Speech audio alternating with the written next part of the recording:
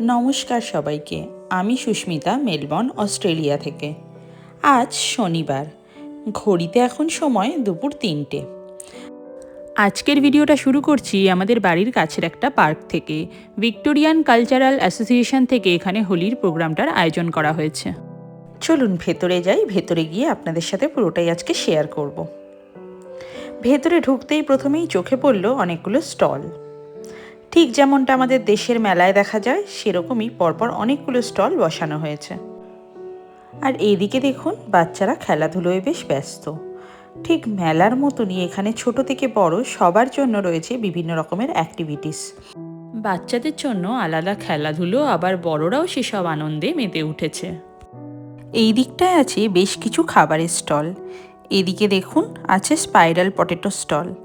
এই দোকানটা দেখলেই আমার মেলার কথা মনে পড়ে যায়। মেলায় গেলে প্রায়ই এগুলো খাওয়া হতো। এছাড়া রয়েছে এখানে নানান রকম ice cream, chaat, mocktail, pizza, burger, প্রায় সব রকমেরই ইন্ডিয়ান স্ট্রিট ফুড। বলতে পারেন ছোট্ট একটা ইন্ডিয়ান মেলা বসেছে এখানে। এদিকে অনেকেই রং খেলার পরে বসে খাওয়া দাওয়া করছেন, সবাই খুব এনজয় করছে। আর মাঠের অন্য প্রান্তে হচ্ছে হোলির মেন প্রোগ্রামটা। তার আগে দেখলাম বেশ কয়েকজন এখানে মজার একটা খেলা খেলছে। আমরাও ভাবলাম একটু চেষ্টা করি। সত্যি বলতে বেশ মজাই লাগলো কিন্তু।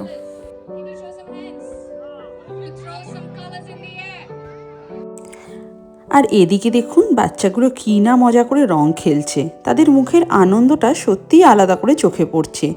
ছোট ছোট বাচ্চারা একে অপরকে রং লাগাচ্ছে আর হাসছে, খেলায় মত্ত ওরা। হোলি মানেই তো রঙের উৎসব, আনন্দের উৎসব, সবাই মিলে একসাথে আনন্দ করার একটা দিন। চলুন এবার আপনাদের একটু প্রোগ্রামটা দেখাই। এখানে খুব সুন্দর একটা ডান্স পারফরমেন্স চলছে। চারপাশে বলিউড গানের তালে তালে সবাই নাচ করছে।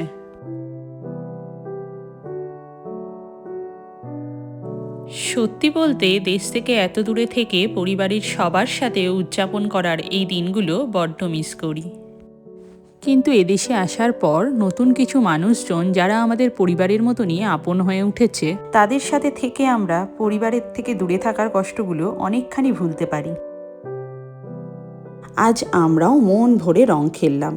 দেশের বাইরে থেকেও আজ মনে হচ্ছে কোথাও একটু দেশের উৎসবের আমেজ পেয়ে গেলাম। সবাই রং খেলায় মেতে উঠেছে। চারপাশে শুধু রং আর রং। কেউ লাল, কেউ নীল, কেউ আবার সবুজ রঙে একে অপরকে রাঙিয়ে দিচ্ছে। এখানে দেখছি অনেকেই ফ্যামিলি নিয়ে এসেছে। কেউ বন্ধুদের সাথে রং খেলছে, আবার কেউ ছবি তুলছে এই সুন্দর মুহূর্তগুলোকে মনে করে রাখার জন্য। দেশে থাকলে হয়তো আজকে পরিবারের সবার সঙ্গে আর বন্ধুদের সঙ্গে আজকে হোলি খেলা হতো। আজ এখানে সেই স্মৃতিগুলোই যেন একটু ফিরে পেলাম। চারপাশে শুধু হাসি, রং আর আনন্দ। মনে হচ্ছে যেন কয়েক ঘন্টার জন্য সবাই সব কিছু ভুলে গিয়ে এই আনন্দটাকেই উপভোগ করছে। এই রঙগুলোর মধ্যে যেন লুকিয়ে আছে বন্ধুত্ব, ভালোবাসা, একসাথে থাকার আনন্দ।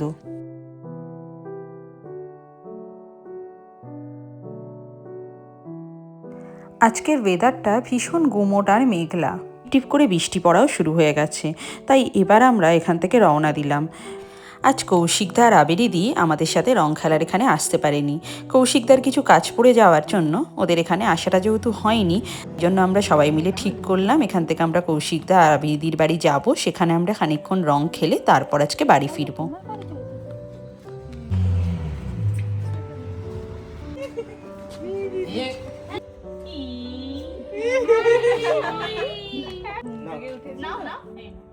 আমাদের লাগিয়ে দাও, লাগিয়ে দাও।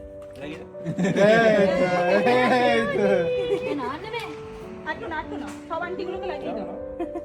এই আন্টিকে দিয়ে দাও, আন্টিকে দিয়ে দাও। ভরে গেছে আমার। হ্যাঁ কেন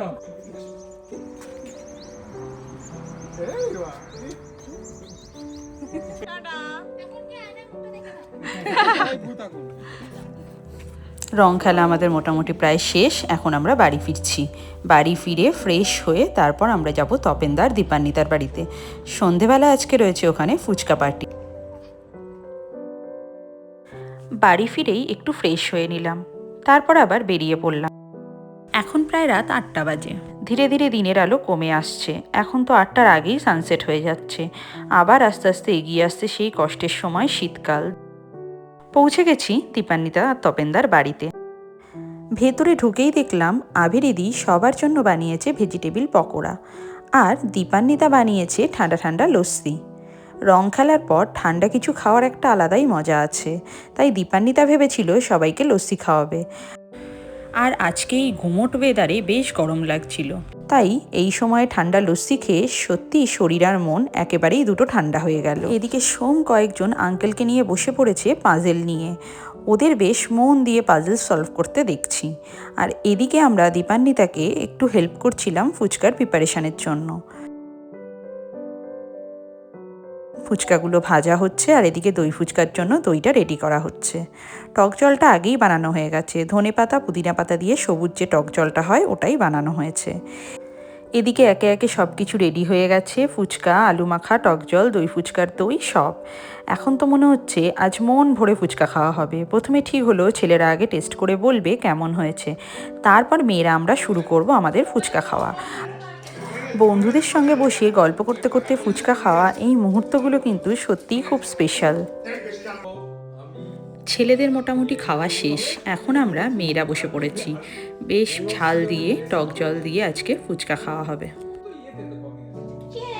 শ্বশুরবাড়ি ওখানে তো মাঝে মাঝে আগে এলে ওখানে এলে ফোন করতে হয়। এদিকে খাওয়া দাওয়ার মাঝেই আমরা দেখছি সোম এখনও পাজেল নিয়ে বসে আছে। রাত তখন প্রায় 10:30, কিন্তু সোম বলছে পাজেল শেষ না করে আজকে বাড়ি যাবে না সে। এটা ছিল 300 পিসেসের একটা পাজেল।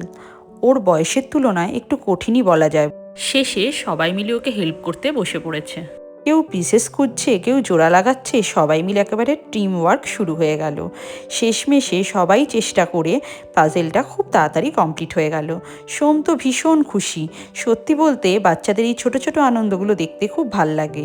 ওদের খুশি দেখলে নিজেদের মনটাও ভালো হয়ে যায়। এদিকে গল্প আড্ডা হাসির মধ্যে কখন যে সময় কেটে গেল টেরই পেলাম না। ঘড়িতে সময় প্রায় 12টা। এবার আমাদের বাড়ির পথে রওনা দেওয়ার সময়। আজ সারাটা দিন সত্যিই খুব সুন্দর কেটেছে। সকালে হোলি সেলিব্রেশন, রং খেলা, গান নাচ, বন্ধুদের সাথে রাতে আড্ডা, ফুচকা, হাসি মজা সব মিলিয়ে দারুণ কাটলো। আপনাদের হোলি কেমন কাটলো অবশ্যই জানাবেন। সকলে ভালো থাকবেন, সুস্থ থাকবেন। আজকের ভিডিওটা তাহলে এখানেই শেষ করি। দেখা হবে খুব তাড়াতাড়ি।